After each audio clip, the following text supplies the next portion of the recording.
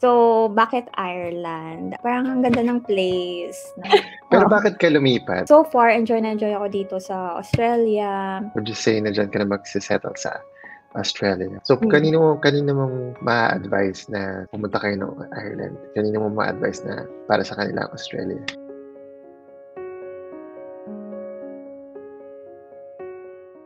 Hello guys! Welcome back to the channel and welcome to a new vlog. Charlie, kamusta na po kayo? I don't know if you guys are like me, are thinking of moving abroad or working somewhere else. So currently I'm working in Ireland, but there are times where I think about moving to Australia or moving to the USA. I want to know how the life is there. I want to know how nurses cope in their new workplace and how they live in that particular country. So in this vlog, I'm going to share to you another conversation that I did with a friend of mine who previously worked in Ireland for 3 years as a theater nurse, and then she moved to Australia during the pandemic, and she's going to tell us how was her experience as a theater nurse in Ireland compared to Australia, and how she found living in Ireland versus living in the land down under. Introduce yourself and then your kasama yung nursing experience and where you've worked before and where you're working now. Hi! Okay, my name is Sydney. I'm Boyet's friend from Ireland before. Tapos, nursing experience, started working in the Philippines after I graduated. So, straight to OR na after. So, yun talaga yung gusto kong area before. So, nag-work ako almost 3 years. Yun, natanggap ako sa work for Ireland. So, ganon. So, bakit Ireland? Parang ang ganda ng place. Napaka-green. Tas parang peaceful. Tas sabi doon, mababait naman yung people. So, after ng Ireland, lumipat ako sa Australia. So, currently, I'm based in Townsville. I'm working here as a peri-operative nurse, Scrub Scout, which I love. Ano yung Scrub Scout? Sa atin before, parang scrub nurse or circulating nurse, parang sila access sa doctor, like mga instruments, nagsaset up ng operating room, ng mga needs ng team for surgery, ganyan. Tapos yung scout in charge siya sa mga paperworks, sa mga kailangan ng scrub nurse. Kasi yung scrub nurse, siya, parang sa sterile field lang siya. So, hindi siya makalabas dun. Very busy sa work. Kasi I work 5 days a week. Sometimes I do overtime Saturday. So, work and rest. Every now and then, nag-holiday para unwind. So far, enjoy na enjoy ako dito sa Australia. Kasi I'm with my husband then. So, mahilig kami kasi travel. So, let's go back and share your experience dito sa Ireland. Start ako mag-work sa Ireland October 2017. Exciting siya for me. New environment, new place. Excited ako sa mga ganun, mga new challenges.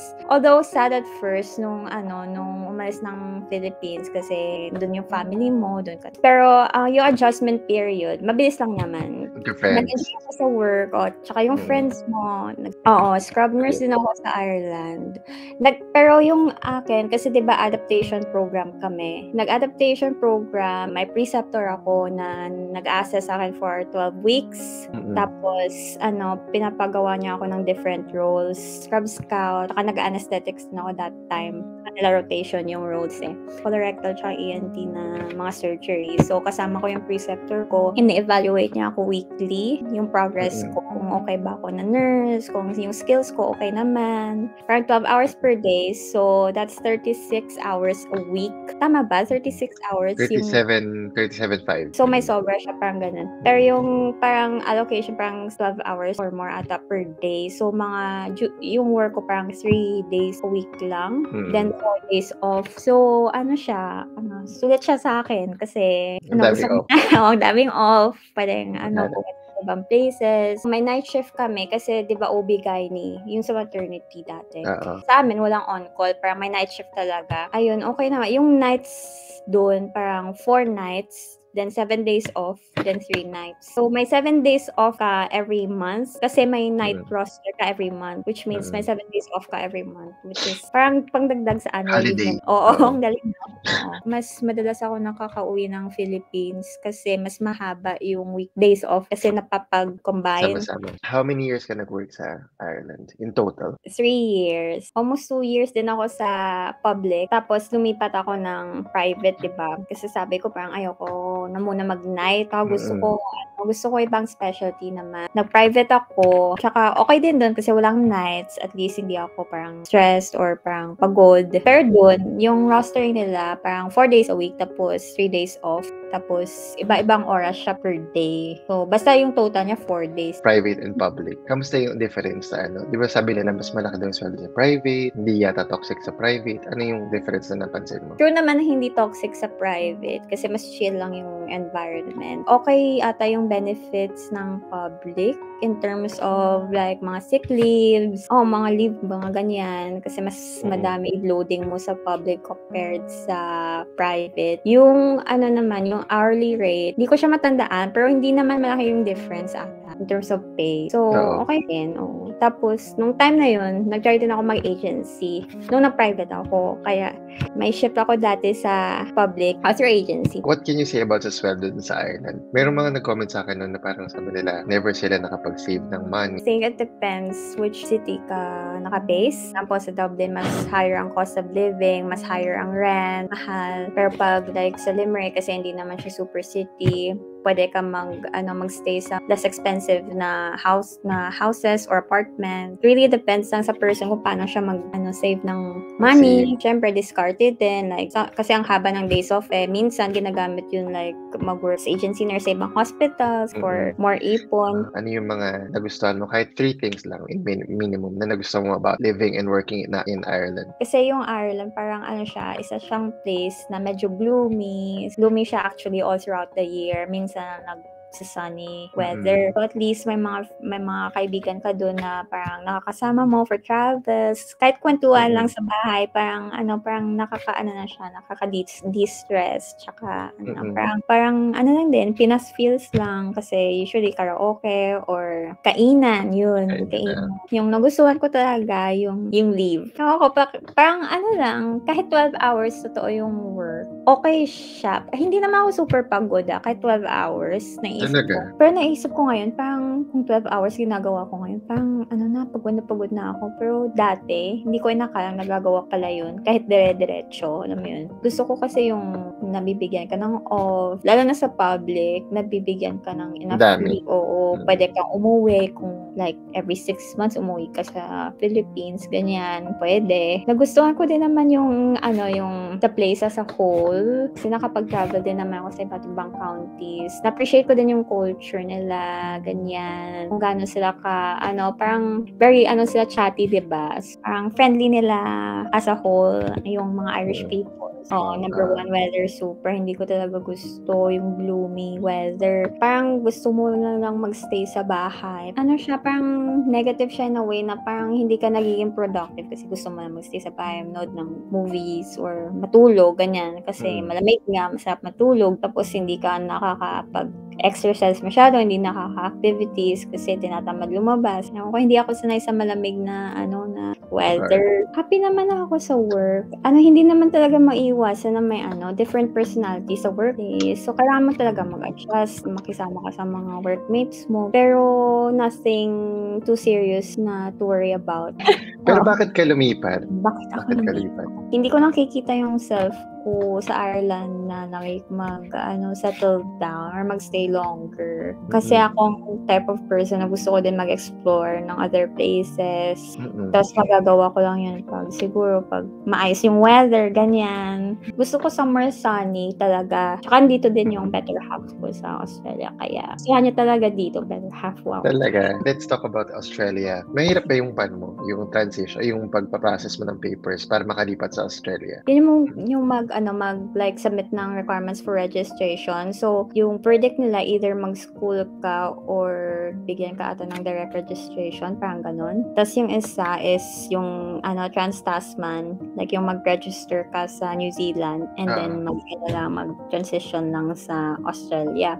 Tinry ko na lang yung second option, which is ang trans-Tasman. Tapos nag-workout naman siya. Tapos ayun, nakakuha ko ng registration. Pero kailangan mo lang mag-process ng madaming papers. First impression, Australia. From the Emerald Isle. Ang ganda ng Sydney. Parang, wow. Parang gusto ko talaga. Sabi ko, parang dito ka na talaga gustong magstay. Ewan ko, parang nagustuhan ko siya. Nung nakita mo yung Sydney, nung nasa Sydney ka na, sa ano ka, na-miss mo yung Ireland ba? Na-miss mo yung Ireland na parang, hindi ko naisip yung Ireland. Talaga? Hindi ko naisip yung Ireland, girl. Parang nakafocus ako kasi excited ako sa weather. Napakasunny nung time na yun. Kamusta yung cost of living dyan pala? Kasi yung Townsville, parang isa siya sa main city ng North Queensland. Parang ganun siya. Pero hindi siya ganun ka-expensive kasi sa mga Brisbane, sa mga Sydney, siguro Melbourne, mataas yung rent doon, tsaka medyo mas mahirap makakita ng mga murang house. Dito, parang madali lang siguro makakita ng house for rent. Weekly yung bayaran, no? So, like dito, 4-bedroom house siya. 3-bedroom house. So, around $450 siya. $450 per week. As a whole. Yeah, so 1,800 per month. 1,093 euros per month. Mura siya. Mas mura sa inyo? Mas mura dyan. Mas mura dito. Kasi dito ang 3-bedroom house nasa na siya 1,600. Kasi city nga siya pero mas mura yung cost of living niya. Pero andito naman din lahat ng mga kailangan mo, mga grocery stores, may mga malls, madami din. Tapos, kano yung nagastos nyo for, let's say, electricity, sa groceries? Electricity, every 3 months siya binabayaran. Parang ganon. Between $300 to $500 for 3 months. Tapos, groceries, depende din kung grabe kong kumain. Meron kami kasi sa hospital ng parang smart salary, kung tawagin. Like, pero pwede kang kumuha ng certain amount from your salary na hindi nababawasan ng tax. Tapos, nagagamit mo yun like for groceries, for paying rent. Meron din kaming fitness passport na nagagamit for like mag-gym ka kahit saan mo gusto, mag-swimming, mag-pilates, or Pero yung smart salary is siya, parang may certain, like say for a year, ang maximum na pwede ibawas sa sweldo mo na hindi na babawasan taxes around $15,000, which is, malaki na. Kasi pag hindi ka nag-smart salary, mas malaking tax yung nababawas sa'yo. Then dyan sa kumusta yung working hours and yung workload? Per week ko, 38 hours per week. Yun yung full-time na hours. Sometimes 8 hours. Pero ako yung schedule ko parang 6 hours, 10 hours, 8 hours, 8 hours, 6 hours. Parang ganun. Basta mag-sum up lang siya sa 36 hours. 38 hours. 38 hours per week. Tapos yung sweldo, fortnightly. So, every 2 weeks. Pero may iba ding full-time na nagagawa nilang 4 days a week lang sila. Kasi nagta-10-hour shifts sila per day. Kaya initially, nakakapagod siya. Parang napaka-short ng 2 days na days off. Yung isa, gagawin para mag-chores, maglaba, mag-groceries, ganyan. Lahat ng errands mo kailangan mong gawin doon. Isang araw na lang sa pahinga. Tapos minsan on-call ka pa nun. Nag-on-call kami. Like may once a month kami na on-call na Friday, Saturday, Sunday. So may isang weekend kami na hindi ka pwede lumayo talaga sa city. Kasi pag natawagan ka, kailangan like mga within 5 minutes or 10 minutes andun ka na sa work. Hindi mo alam yung schedule mo the week after. Kasi usually nilalabas nila yung schedule like pag Friday na. Hindi ka na makabook ng appointment. Sa stress naman, pag work, siya, busy kong busy. Pero after work, parang hindi ka naman masyadong masa-stress, parang gano'n. Kasi parang, okay yung lifestyle dito. Parang, pa rin lumabas, or... Dito after work mo, umuulan. Tulog ka na lang sa bahay, ganyan, hindi mo na magawa yung mga kailangan mong gawin. So dito, mas marami kang days off, pero mas may limited ka sa pwede mong gawin because of the environment. Yes. sa weather. Diyan, mas busy ka dyan sa work, pero mas marami kang opportunities to do something else after work.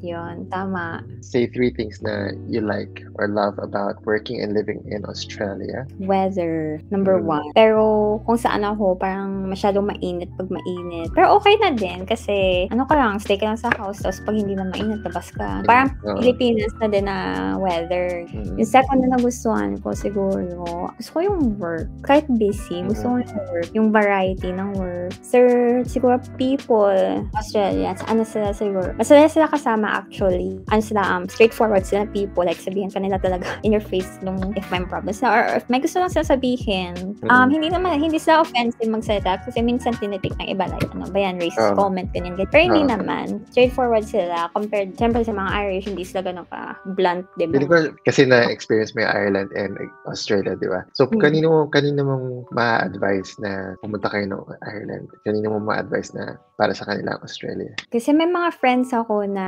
nurses din na pumunta ng Ireland na mas nagustuhan nila yung Ireland. Kaya doon na lang sila nag-stay. Ayaw na nila lumipat na mga US or Australia pa. May mga people din na gusto ng traveling, laid back lifestyle, ganyan. So, pumunta sila ng Australia or kung gusto nila mag-explore pa ng ibang places. Kung starter ka siguro, okay din yung Ireland. Like me, nung nag-start ako, like mag-abroad, dun ako sa Ireland. Okay din siya sa place to start. Okay din siya sa place to settle down. Kasi, di ba, madami ding families nag-stay dyan. Depende talaga sa tao. So, kung gusto mo mga gloomy weather, kung gusto mong pumunta sa true. Europe, Sa Ireland, madali lang maka-travel sa European cities. Lalo na kung bata ka, kung gusto mo mag-travel, malapit lang siya sa US, malapit din siya sa mga UK, or kung gusto mo Paris. Kung gusto mo talaga mag-travel dun sa European area, yun, mag-Ireland ka. Sa mga week off, ganyan. Daming week off sa Ireland. Maganda actually yung work-life balance sa Ireland, to be honest. Mas okay pa nga yung work-life balance dyan compared dito, I think. Kasi mas busy yung work dito. Except yun lang, ang downfall yung weather lang talaga. Pero kasi may mga tao na mahilig sa ganyang weather din. Bad weather. May mga kakala ko ganyan na parang gusto yung bad weather, di ba, yung mga rainy, tapos emote ganyan. Sa Australia naman, mas malapit siya sa Philippines for one. Yung annual leave mo, nakadepende siya sa hours na pinagtrabaho mo. So, of course, kung kaka-start mo lang, hindi ka pwede mag-annual leave, di ba? Alam pa mag-build up ng hours bago ka kumuha ng annual leaves mo. Pero usually, yung makukuha mo na years, 5 weeks. 4 weeks, 5 weeks. Annual leave. Tapos may extra leave. Ang extra leave is, kung maka 20 ka na rostered on calls, makakakuha ka ng 1 week extra leave. So, dito sa Ireland, hindi ganyan, di ba? Parang kunyari, nag-join ka ngayon, after 3 months, pwede ka na mag-annual leave. Yun nga. As you like. So, final question. Would you say na dyan ka na magsisettle sa Australia? I think, oo, dito na. Kasi nakasettle down ako dito, naka-adjust na din ako. Tapos, okay naman din ako sa work. Okay na ako sa routine, ganyan. Tapos, naka-establish na din ako ng mga friends ko dito. Mas convenient siya, mas malapit siya sa Philippines. Pwede makauwi anytime. What can you advise to those people na thinking to try Australia, to give Australia a try? For example, sa'yo, di ba hesitant ka na mag-try ng Australia? So, hindi mo naman malalaman kung ano yung isang bagay pag hindi mo na-try, di ba? So, I think, madami kang reasons na i-try kasi, for one, secured ka na sa citizenship mo dyan. So, in case na hindi mo gusto yung Australia, may fallback ka. Pwede kang bumalik ng Ireland. Kahit yung mga Irish people, diba, sila napupunta din dito para mag-work. Try mo, lalo na ikaw, kasi may ka mag-travel. Seriously, pero depends lang on each individual. Kasi, probably try it out. I-try lang. Kung mag-work, then good. Kung hindi, marami pa namang options. It's not the end of the world kung hindi mo man magustuhan ng Australia. So, hindi siya permanent thing na kung makapunta ka dito na eto na talaga. I want to thank you for giving us the time and parang answering all the questions first of all, in my mind. Kasi parang I'm one of those people na parang, should I try Australia or should I not? Parang ganun. Pero madami din na nag-iisip. Maybe they're asking the same questions that I have in my head. So yung mga experiences mo, they're very valuable to other people, to us. So thank you very much. No, thank you for having me. At least naka-catch up tayo. So guys, I hope you enjoyed that vlog.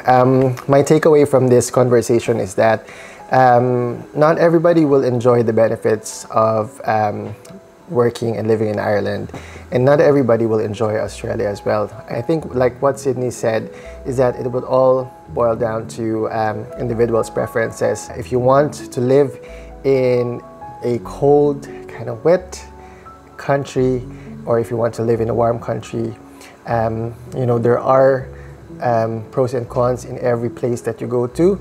You just have to weigh in what your priorities and what your goals are, and what do you like as a person. I hope meron na kayo idea ngayon after watching the vlog on which country suit you better. Is it Australia or is it Ireland? Might be USA or might be UK. Wherever you are at the moment, try to enjoy every step of your journey, so that when you finally reach the country that you want to go to, or when you finally reach your goal, is that it will all be worth it. Wherever you decide to go, and just put your heart and your trust yourself, and things will work out in the end. Again, thank you for watching this vlog. I hope you found value in this video. If you did, please don't forget to hit the subscribe button and give a thumbs up on this particular video, and hopefully you watch my other videos as well, and I'm sure I'll see you soon on the next vlog. I'll see you. Bye.